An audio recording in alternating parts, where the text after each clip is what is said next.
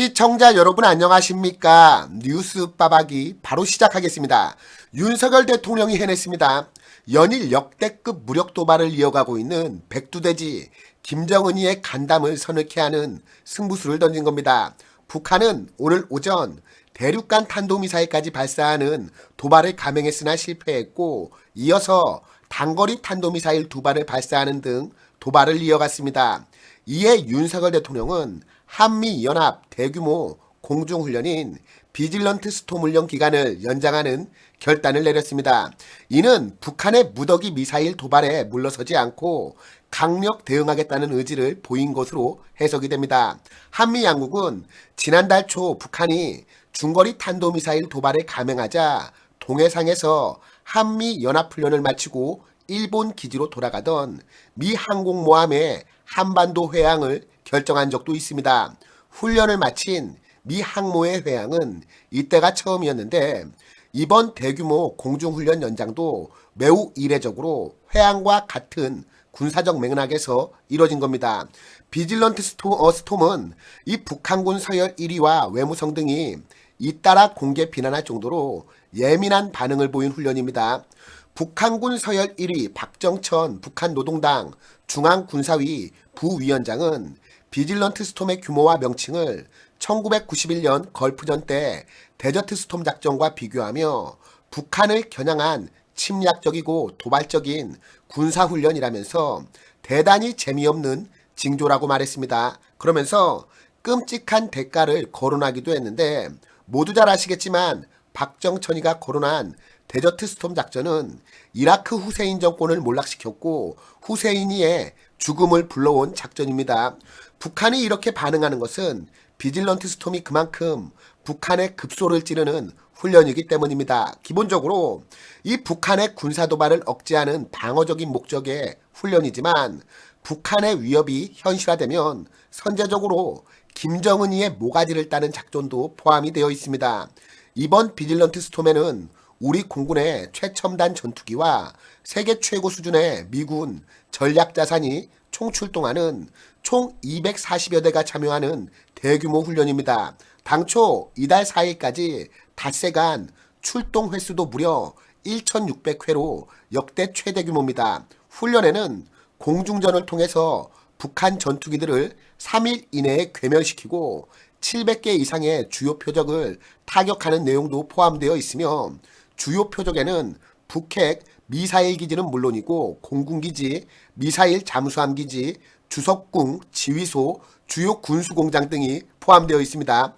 그야말로 북한의 주요 시설과 군사 자산을 순식간에 초토화시키는 것은 물론이고 김정은이의 모가지까지 따버리는 훈련입니다. 특히 이번 훈련에는 일본 미군 기지에 주둔 중인 F-35B 스텔스 수직 이착륙기가 처음으로 국내 기지에 착륙해 훈련에 참여했습니다. 군 관계자는 북한군이 연장된 연합훈련 기간에도 계속 군사 대응을 하려면 적지 않은 군수품을 소진해야 할 것이라며 북한 힘 빼기 차원도 있다고 설명했습니다. 한편 대통령실은 북한의 계속되는 도발은 북한을 더욱 고립시키고 정권의 미래를 어둡게 할 뿐이라고 경고했습니다. 아울러 북한의 탄도미사일 발사는 UN 안전보장이사회 결의에 대한 중대한 위반이자 한반도와 영내 긴장을 고조시키는 심각한 도발이라고 규탄하면서 북한의 핵과 미사일 위협에 대응해 한미연합 방어훈련을 흔들림 없이 지속하겠다는 입장을 재확인했습니다. 이런 가운데 이 민노총이 노골적인 이적 행위를 일삼아 논란이 가시지 않고 있습니다. 민노총은 비질런트 스톰을 중단하라고 요구하면서 북한의 군사 도발은 우리나라와 미국 탓이라는 황당한 주장을 일삼았습니다. 즉각이 민노총을 강제로 해산시키고 관계자들을 모조리 잡아들여야 되지 않나 하는 그런 생각까지 듭니다.